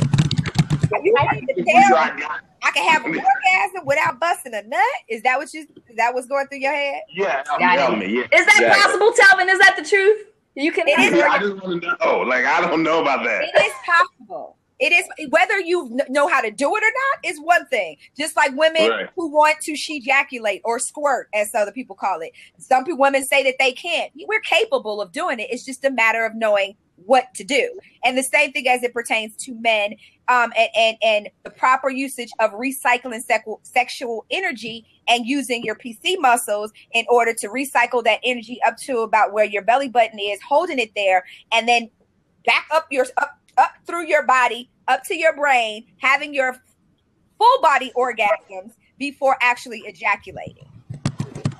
And I recommended a book called The Multi-Orgasmic Man. Okay. And I recommended it for men and women so women can learn how to help their mate, and also for men to learn how to do themselves. Okay? They said your glass has not gone empty yet, Sabrina. No, got a whole bottle. And so same thing about women. They'll see in my profile that I'm a wine drinker. I am an avid wine drinker. I'm a collector. I like my wine. So I'm not just a drinker. I'm a, I don't want to say connoisseur, mini connoisseur, if you will. I have a whole rack. I have 2 whole racks in my house. I'm a very great wine drinker. I really like my wines. Since I brought it up, ejaculation. There are a lot of women who are interested in doing it because they've seen it done in porn. There are a lot of men who want women who do it because they've seen it in porn. And I'm going to ask you, Telvin, from a man's perspective, and you guys in the chat over there, y'all can answer this too. What for you guys is the mystique of that? I think it's that listen, whether it's true or not, you want to believe that you were part of getting her there, or that you were the catalyst for it. That's where the turn on is. Okay. Okay. So it's more ego. Of course. Yeah. And you ladies, squirters, not squirters, want to? I'm not a squirter. 3-4. What'd you say, Tiana? I said 3-4. What's 3-4? What's 3-4? I can't hear her. Can y'all hear her? Yeah, I can hear her. Mm-hmm. Yeah. She said 3-4. 3-4. I'm sorry, I was talking to someone in the background. Oh. Yes or no? Yes or no for? She-jaculation. She-jaculation. No. That's what I call it. That's what I call it. Oh, I well, know that I know of. You would know. What was the question? Are you asking? What was the question? I asked if you had ever what? Ejaculated.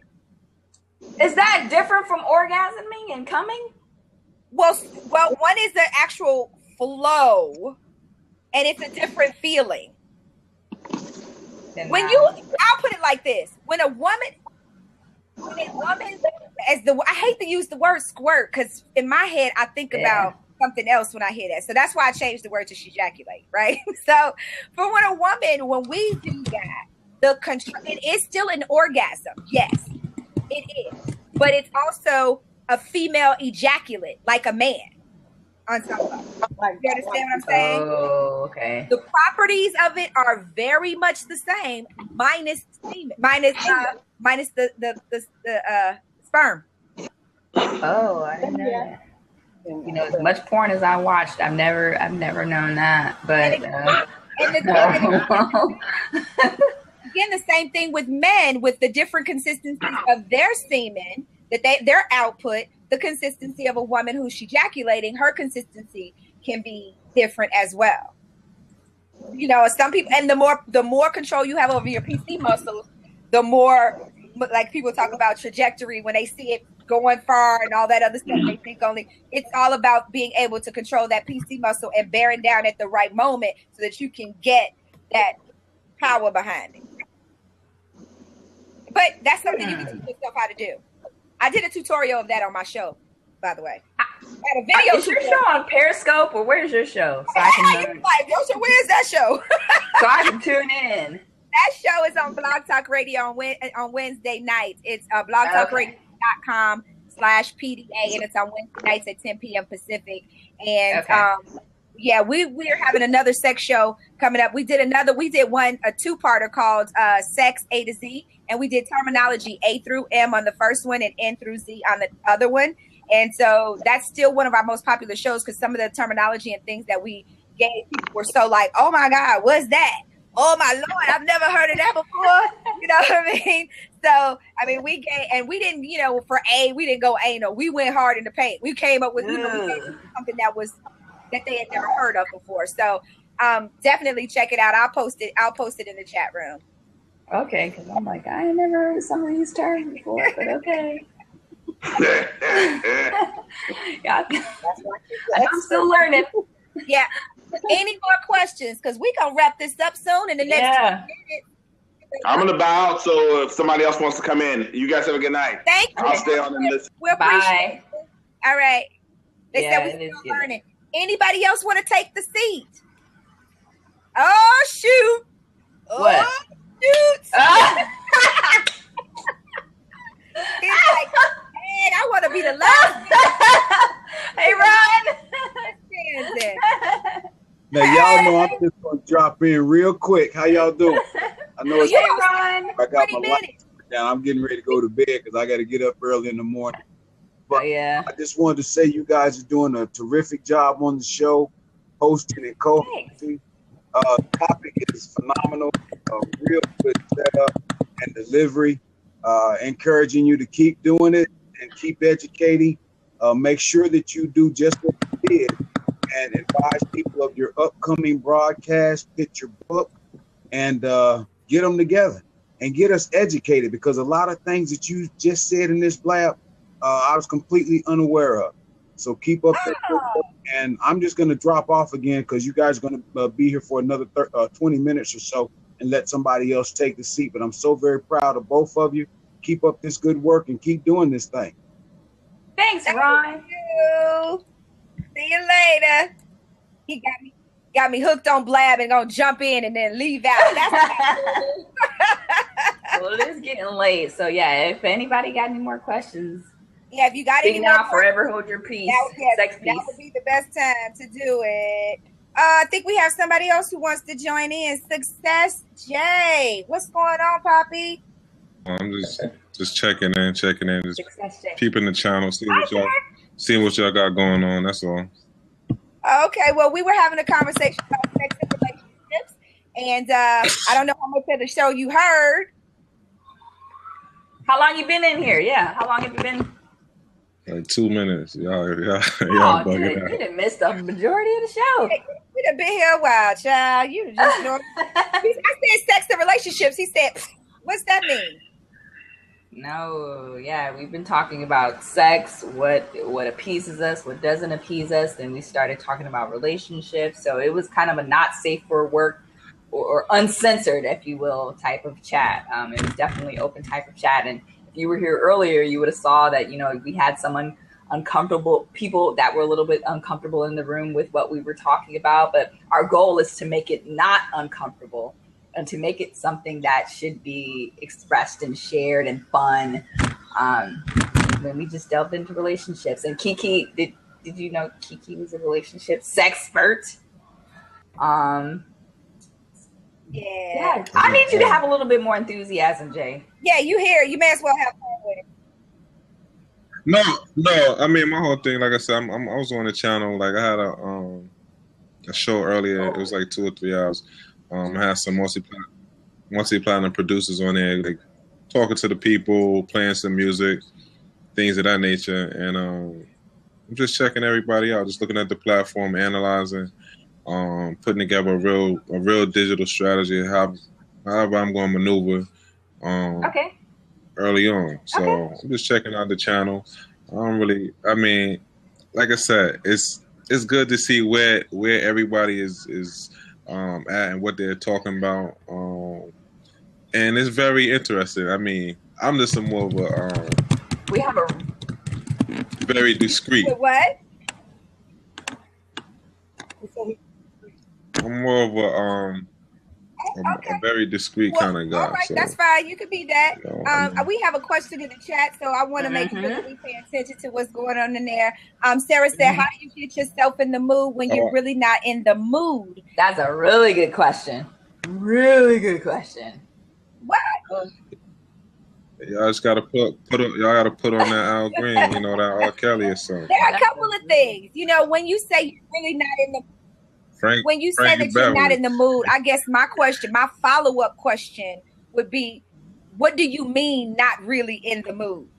What do you mean not in the mood? Like, no, because what's causing you to not be in the mood? Is it that I'm tired? Is it that, you know what I mean? I'm hormonal, or is it that we just had a fight? I mean, what is it that's causing you to not be in the mood? If it's something that's totally non-sexual, because some women are not in the mood because, and let's just be real about it, they might have fibroids and it might be painful. Maybe they're not in the mood because he's just not that good and she never tell him that. There are a couple of things. I just want to know, what is the reason that's causing her not to be in the mood? So that's a very ambiguous question. She said mainly just tired. Well, mainly just tired is that, you have to think about sex as exercise. And it gets your endorphins going. And so if you think about that, we have to change our perception and the way we view sex. Don't look at it as an obligation. Look at it as for a benefit. You're just doing it for him. You're actually doing it for you, because there's some physical things that are going to happen. There's some chemical things that are going to happen to make you feel better. Mm-hmm. Your serotonin levels are going to rise. Your oxytocin, you're going to start, excreting oxytocin and vasopressin. And there are going to be so many other things that are going to be happening in your body to make you feel better. And Sarah, I would also suggest watching porn. I've brought this up a couple times. Like, seriously. Some people are not turned on by porn. Some people are actually turned off by porn. Because everybody doesn't have that voyeuristic kind of thing. Everybody's not into voyeurism and watching, and they're not inspired by watching other people do things. So if that's not, in the event that that's not something that works for you, then, try something else. Play with yourself. Play with yourself and get to know yourself a little bit more. That can get you off a little bit. Go ahead, Tiana. I saw you popping into it. What actually, when she's not tired, what turns her on so that he can do that then, so that she's wanting to go ahead and... That's a good question. Yep. There you go. Welcome, Angela. I see you. Tired. Right. Any other questions, guys? They're talking about they hope we do this again next Saturday. I got a life, y'all. Yes, just so you guys know, I skipped out. I hope he ain't watching, but I skipped out on my something new tonight. My something new was going to come over and hang out tonight, and I wanted to get on this Blab and talk about this, so I skipped out. I told my something new, no, let's go to brunch or something tomorrow because I want to get on Blab, and I hope he's not mad at me. Well, I hope he's not mad either, because we did talk about him. I hope he came in after that. Or before and then left. I hope he's not mad. Welcome, Aaron. We appreciate you for joining us. Again, we've talked about, what are some of the things, Tiana, we talked about already? We talked everything, relationships, orgasms, sex. I don't know. Is there anything that you've always wanted to know, but you've always been afraid to ask? Or you just didn't think anybody would have the answer? I have a question. Okay. So what if I'm going to go back to porn again. I'm not a porn nerd, but I do watch it with my not significant other, but partner. What if you're introduced to different levels? Oh, we lost somebody. That's what I said. What happened to him? Oh, well. Okay. Yeah. Well, I think he said he's going to pop out. But anyway, what if you are interested in watching different kinds of pornography, but you're only interested in watching it, but you're not interested in exerting any effort or actually doing any of those things. Is there a difference between watching something, like if you just randomly, if you like to watch midgets have sex, but you don't want to have sex with a midget or something like that? Is that? No, that's common. Entertainment factor. Okay. That's very common. There are a lot of women who are not bisexual or not even bi-curious, have no intention on ever being with a woman, that like to watch lesbian porn or like to watch there are people who like to watch threesomes, 2 guys on one girl, and who would never probably think, oh, I don't want 2 guys, that kind of thing. So it's not an indicator of your sexuality. Okay. Yeah. That was a good question. Sexuality is very complex. So certain things do turn us on, but it doesn't necessarily mean that we have a proclivity to go and do it or participate in that thing. Okay. Good. Thank you. Yeah. It's so interesting because I don't know, like I told you on our show, we have some really wild conversations. And once before Lexington Steele, you watch porn, so I'm sure you know who Lexington Yes, I know. Right? He came on the show, surprised the hell out of me. I was like, what the hell, right? I was like, where did you come from? Right? He came on the show? Yeah, he was on the show and he sat in with us. He was, most people, we had done a show maybe about a year or so before that where we did the business of porn, and we had Mr. Marcus on and we had Sophia Santi. This is all before his whole syphilis scandal. I didn't know he had a... You didn't know Mr. Marcus had a syphilis scandal? Yeah, he faked his test results. Anyway, that's a whole nother story. Yeah. And we had talked about that. We had Sophia Santi and we had Kami Kai on. And so when Lexington Steele came on, some of the questions that people were asking, like, of course, women wanted to know, well, how do you, because they were like, well, how big are you? Right. And he was like, I'm 11 inches long, 11 and a half inches long, 7 inches in diameter. So it begged to differ. I was like, well, dude, somebody was like, well, I'm like, somebody would have to pay me to fuck you. I wouldn't do that shit for free. Like, that don't even look like fun. Like, I always wondered watching him, like, he cannot be enjoying this. Like, she's not that great of an actress, and this cannot be good. Something else is going on here. There's trickery going on. But he was saying, because somebody asked about, how do you have anal with these women when anal is not as forgiving as the vaginal area. We are built to increase, right? And engorge, because a woman having sex, when she's fully aroused, she can expand up to 3.5-4 inches deeper than what she was. So you can take more if you at real full arousal, right? I know I'm getting real technical with y'all. I'm sorry. That's cool. I didn't know that. But yeah, you will, right? And so I was asking him, I'm like, well, what do you do? Are you doing soft, of course you're doing, but are you doing soft entry method? Like, what are you doing? And so, of course, people were wondering, what's soft entry method? KiKi, why would you bring that up, right? Like, what does that mean? And basically what that means for anybody else is that he's not fully hard. So he gets in, so, he's lubed and he's in enough that he's hard enough to get in, and then once in, that's when he goes to full erection. So that's how they take him. Because now you've gotten aroused, and now you're a little bit looser, so now you can accept the full on, as opposed to trying to take the full on straight out the gate. So that's good to know. Also, that's a good tip to know too, ladies, if you are having oral sex and you're having difficulty taking more, and you're trying to deep throat, and other than the gagging and the breathing and all of that stuff, the breathing techniques that you need to use, if you start with the soft, not fully erect, and you let him slowly grow, you'll be able to take more. But just also remember your breathing. It's the like when you're working out, they tell you that when you're exerting the most energy, that's when you exhale. Well, when you're taking it the most, that's when you inhale. So that way you can take in more. I didn't know that either. Well, I always knew I could take them well. They said, people asking you a question, Sabrina. They like, what y'all talking about? Sex and relationships. That's the name of the Blab. We're talking about sex and relationships and just random other stuff. So if you guys have some fun questions or interesting questions about sex, please let us know, because we have a certified SEXpert and what did you say, relationship therapist in the room.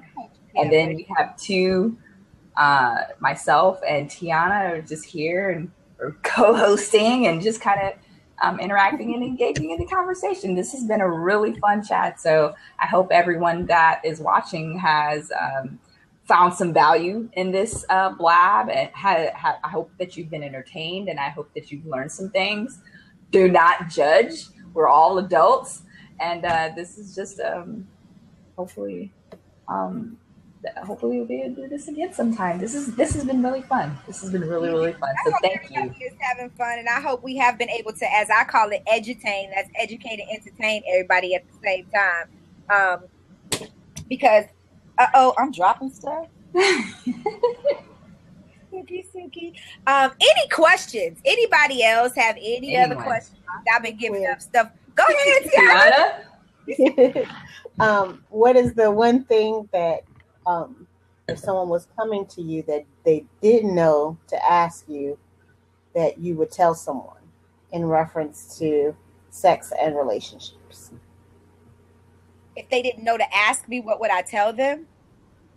So what is the one question that most people don't ask you, either in reference to sex or relationships, that you kind of see?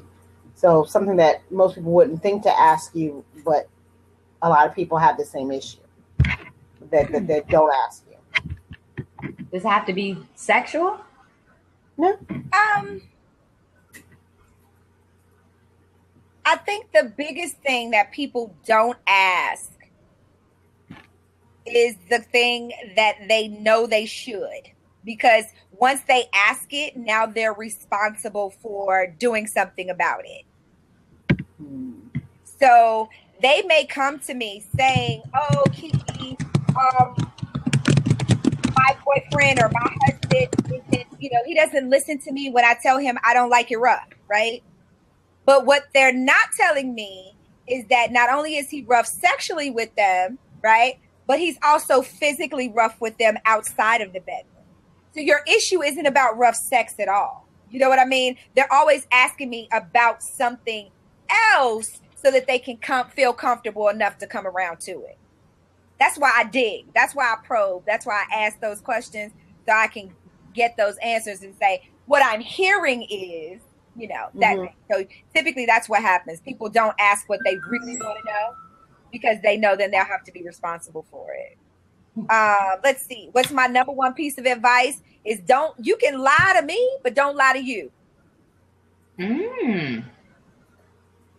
Because I don't sleep with you. I don't wake up with you.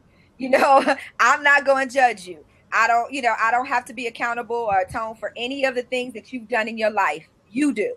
So don't lie to me. You can lie to me. Don't lie to you. That's the best advice I give people.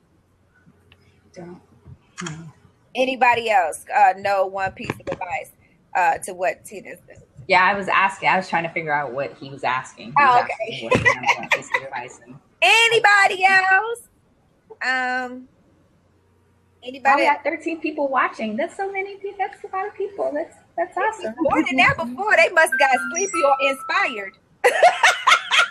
I hope they found value. They might have gotten inspired. My something new is texting me. He's like, "How's it going, Sabrina? How's it going online?" I'm like, it's going great. He knows you're online. Yes, he does. I told him. So you told him you broke a date with him to be online? I would be second guessing that if I was the guy. I know. Well, because I just saw him yesterday, you guys. I just don't want to fuck it up and be annoyed by the fact that I'm seeing him again. But you can fuck it up by not being able to see him again because he feels like you brushing him off. Or Blab. Or fucking internet. Oh, God. The internet broke my relationships. I mean, come on, stop it. Don't say that. I'm going to be apologizing profusely tonight via text. I guess I just was really okay with not seeing him. I just saw him yesterday. We got a question in chat. Oh, I forgot to tell you guys, if you have a question, you have to put /Q or something like that. Yep. Yeah, you have to do that. So I see you. says, what would you do if your something new gave you an STI the first time you hit? Ooh. Talking to you, not me.